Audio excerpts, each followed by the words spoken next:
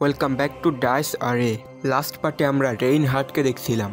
তার চুল ভাসমান কেশরের মতন সোনালি রঙের, তার গেজ সমানভাবে সোনালি।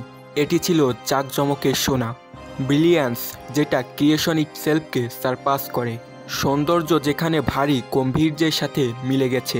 একই সঙ্গে রং ছিল পশুসুলভ, একটা বিইং যার এই হিউম্যান রেলামে থাকা উচিত নয়। মোহনীয় আলোর দূত, তার পাশে এক ব্যক্তি যার ফিচার অস্পষ্ট এবং ছায়ার মতন অন্ধকারে পেঁচিয়ে রয়েছে।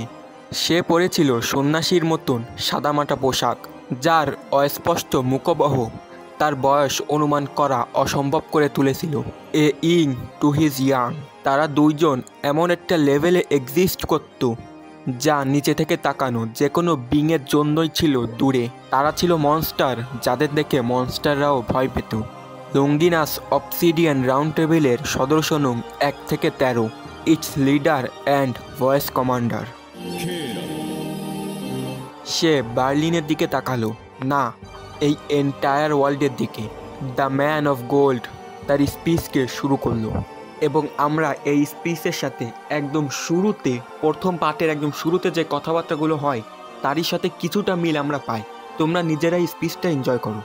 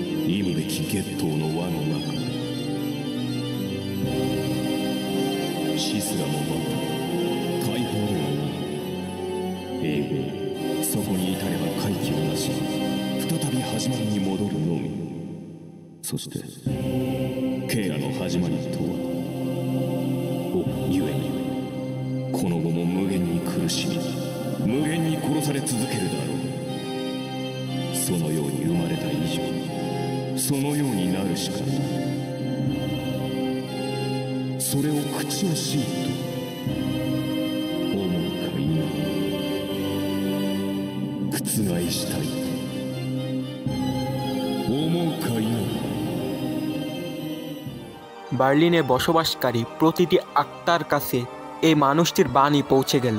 তাদের জন্য অপেক্ষা করছে শুধু eternal suffering and eternal defeat. বার্নিলের মানুষ তার দাবিকে অস্বীকার করতে পারল না। গোল্ডেন বিস্টের ঘোষণাটি বাজল যেন চূড়ান্ত বিচারের তুর্যধ্বনি। এই লোকটি একটি সুপার ন্যাচারাল ক্রিসমাকে প্রসেস করত। চরম পরিস্থিতি কাজে লাগিয়ে অন্যদের ইচ্ছাশক্তিকে ম্যানুপুলেট করা মোটেও নতুন কৌশল নয়, কিন্তু এখানে তার প্রদর্শনের বিশালতা গভীরভাবে পর্যালোচনার দাবি রাখে। তার কণ্ঠে এক জাদুকরী গুণ ছিল যা শ্রোতাদের হৃদয়ে গভীরভাবে প্রবেশ করতে পারত। এর সেরা তুলনা ছিল এজ অফ লেজেন্ডসের ড্রাগনের চিৎকারের সাথে, একটি অপ্রতিরোধ্য কণ্ঠ যা কোনো মোর্টালকে ফাঁদে ফেলতে ব্যর্থ হবে না। আর যার কাছে এই কণ্ঠ ছিল সে নিশ্চয়ই কোনো মোর্টাল ছিল না। The golden beast, the black prince, মোহনীয় আলোর দূত, মোনাক অফ ডিস্ট্রাকশন। তার ঠোঁট থেকে বেরিয়ে আসা প্রতিটি শব্দ জাদুতে পরিপূর্ণ ছিল। সে আদেশ দিল, তুমি কি তোমার এই মিজারেবল লাইফকে ওভারকাম করতে চাও? তাহলে তোমার সোলকে অফার করো।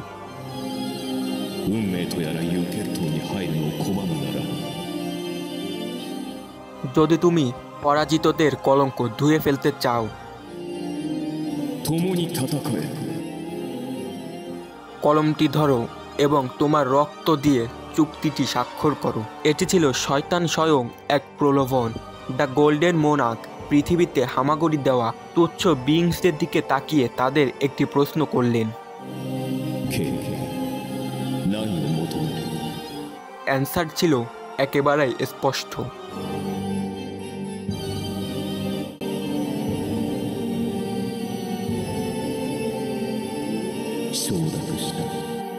লোকটির নিখুঁত সুন্দর মুখের উপর একটি গভীর ফাটল দেখা দিল।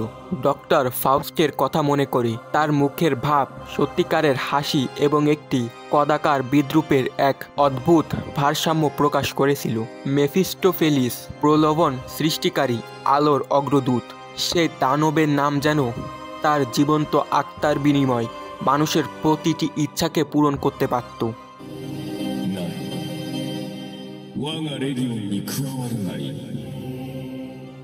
যে মোমেন্টে তার মুখ থেকে এই কথাগুলো বের হলো তখনই একটি অকল্পনীয় ঘটনা ঘটল। হাতে বন্দুকধারী সকল লোক সেগুলোকে তাদের মুখে তুলে নিল। যাদের কাছে ব্লেড ছিল তারা সেটাকে নিজেদের বুকে আঘাত করলো। যাদের হাতে অস্ত্র ছিল না তারা নিজেদের নিক্ষেপ করলো চারপাশে জ্বলতে থাকা হেলফায়ারে। বন্দুক গর্জে উঠল, মানুষ ঝাঁপিয়ে পড়ল মৃত্যুর দিকে। প্রত্যেক মোড়ে আত্মহত্যার দৃশ্য উন্মোচিত হলো। 100, 1000, 10,000 মানুষ অস্বাভাবিকভাবে দ্রুততার সাথে মৃত্যুর দিকে ছুটে গেল। তাদের আত্মা গোল্ডেন মোনাকে শোষিত হচ্ছিল। এটি ছিল এক অতৃপ্ত গণহত্যা যা পুরো রাজধানীকে গ্রাস করেছিল। এটি সম্ভবত প্রথম ছিল না, সে অতীতে কাউন্টলেস সোলকে গ্রাস করেছিল। তাহলে কি এটি ছিল তার কাজটি সম্পন্ন করার জন্য প্রয়োজনীয় চূড়ান্ত আচার? একটি বিশাল বলিদানের বেদী, সৈন্য এবং দেশবাসীর রক্তে রঞ্জিত, যারা তাকে ত্রাণকর্তা হিসেবে দেখেছিল, পরিত্রাণ ভিক্ষা করেছিল।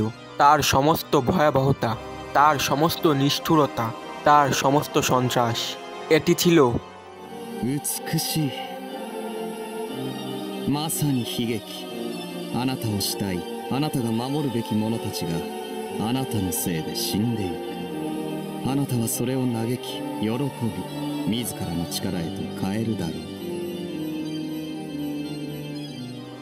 কি মর্মান্তিক! যেই নাগরিকরা আপনাকে পূজা করত, যাদেরকে আপনার রক্ষা করা উচিত, তারাই আপনার হাতে তার শেষ দেখেছে। আর আপনি সব কিছু দেখেছেন শোকের সাথে, উল্লাসের সাথে, তাদের এসেন্সকে পান করে যাতে আপনি আরও উচ্চতায় পৌঁছাতে পারেন। রেইনহার্ট কোনো সেভিয়ার না। আর এই পার্টটা আমি এখানে শেষ করব।